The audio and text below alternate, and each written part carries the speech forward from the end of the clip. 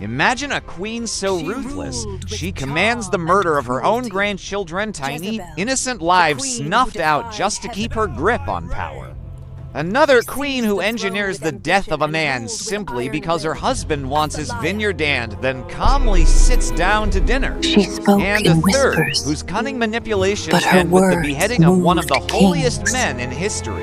This isn't a These dark women, fairy tale. Jezebel, These are the Athaliah, true stories of the Herodias, Bible's most ruled wicked with queens, ruthless Jezebel, Athaliah, and Herodias, whose names became symbols of cruelty, betrayal, and evil. Their actions changed the fate of nations and left a trail of blood and terror that echoes through history. Stay with me as we uncover the shocking, true stories of the three most evil queens in the Bible and why their legacies still haunt us today. Beneath the shimmering crowns and golden thrones of ancient kingdoms, a darker story was unfolding where queens became assassins, mothers turned against their own blood, and a single whispered order could shatter a dynasty. What if I told you the most chilling tales of treachery weren't written by kings, but by the women who stood beside them? Prepare yourself for ruthless secrets, shocking betrayals, the most evil queens in the Bible stories so twisted you won't believe who wore the crown. Long ago, in the northern kingdom of Israel, King Ahab's reign was forever changed when he made a fateful decision to marry Jezebel, a princess from the pagan city of Sidon. Jezebel was far from an ordinary queen. She was renowned for her beauty and intellect, but beneath her charm lay a heart consumed by ambition and devotion to foreign gods. She worshipped Baal, a god of fertility and storms, whose cult was marked by wild rites and idol worship practices strictly forbidden by the God of Israel. From the moment Jezebel stepped into the palace, she transformed the kingdom's spiritual landscape. The altars that once were silent, dedicated only to Yahweh, now blazed with the smoke of incense for Baal. Jezebel brought with her hundreds of priests and followers, and for the first time in Israelite history, pagan religion did not just exist, it ruled openly. The queen didn't hesitate to use her influence and cunning to wipe out opposition. The prophets of Yahweh found themselves hunted down and slaughtered in secret, hiding in caves, fighting for survival. But Jezebel's appetite for power was insatiable. Ahab found himself at a crossroads when he set his eyes on a vineyard owned by Naboth, a humble man who cherished his family's inheritance. Naboth refused to sell. Jewish law forbade selling ancestral land outright because it was considered sacred. Jezebel, intolerant of this refusal, orchestrated a deadly plot. Under cover of night, she forged letters in Ahab's seal, sent them to the elders and officials in Naboth's city, and arranged a sham trial accusing Naboth of blasphemy, cursing God and the king.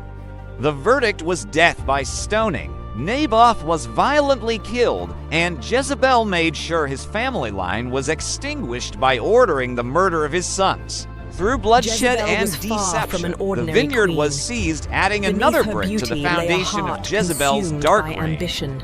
This act of cruelty was not hidden from the watchful eye of the prophet Elijah.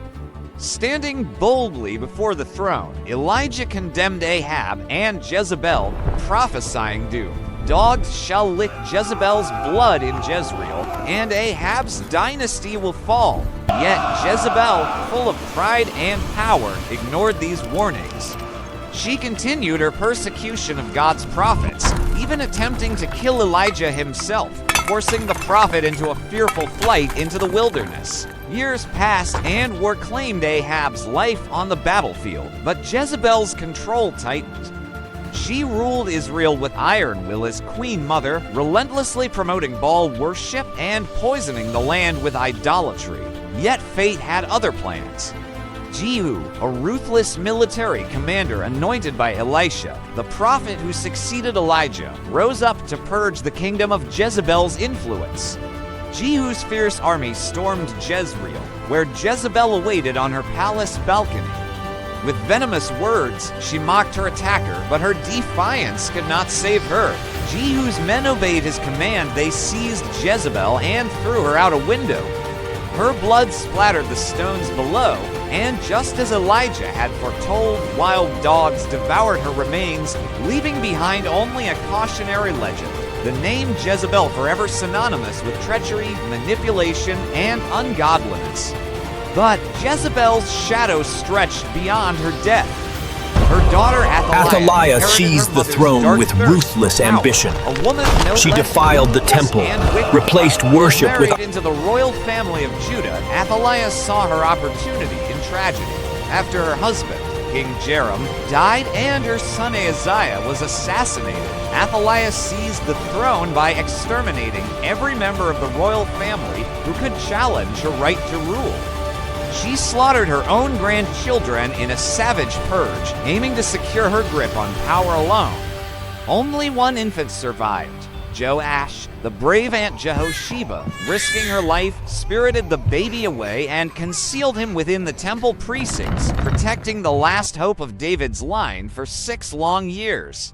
During this time, Athaliah reigned terrifically over Judah. She desecrated the temple, profaned the sacred treasures, and nurtured the spread of Baal worship, turning the heart of the nation into a den of idolatry and fear.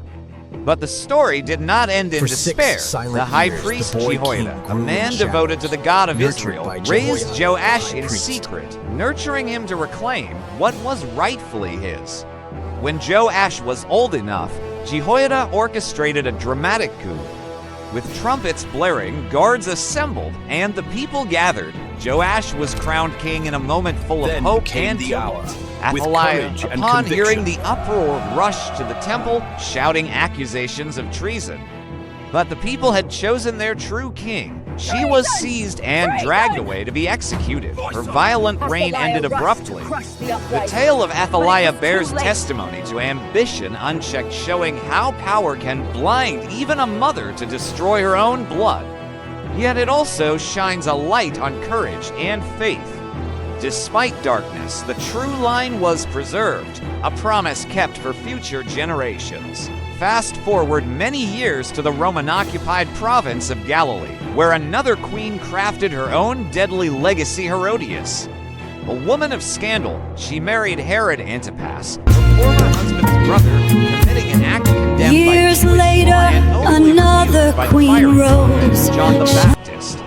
John fearlessly challenged Herodias' lifestyle and the immorality underpinning the regime. Herod himself admired John's courage, but feared his influence and popularity. Herodias bore a seething hatred for John. She plotted to silence him permanently. One fateful night, during Herod's birthday celebration, her daughter Salome performed a mesmerizing dance that enchanted the king and his court.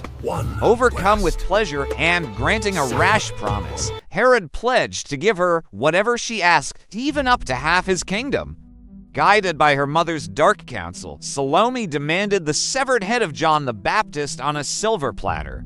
Though Herod was tormented by this request, bound by his oath and the eyes of his guests, he acquiesced. John was beheaded in prison, his prophetic voice silenced by royal vengeance. Herodias' ambition had triumphed once again, but at the cost of innocence and truth. The deed echoed down history, a grim reminder of the deadly interplay of lust, power, and betrayal. These queens Jezebel, Athaliah, and Herodias remain chilling examples of the destructive force of unchecked ambition. They reveal the dark side of power, the capacity to manipulate, to murder, to destroy not only rivals but kin, and to sacrifice morality for control. Yet, alongside these stories of cruelty and death, there is also hope found in the prophets who resisted, in the righteous who never bowed, in the survivors who restored faith to a broken nation.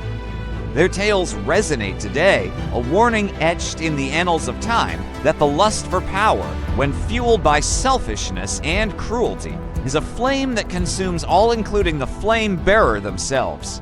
Which of these wicked queens shocks you the most?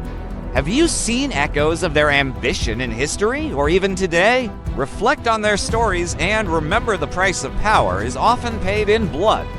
If you enjoyed this video, please give it a thumbs up and share it with your friends. Don't forget to subscribe to stay updated on our latest adventures. Thank you for joining me on this journey through time and faith.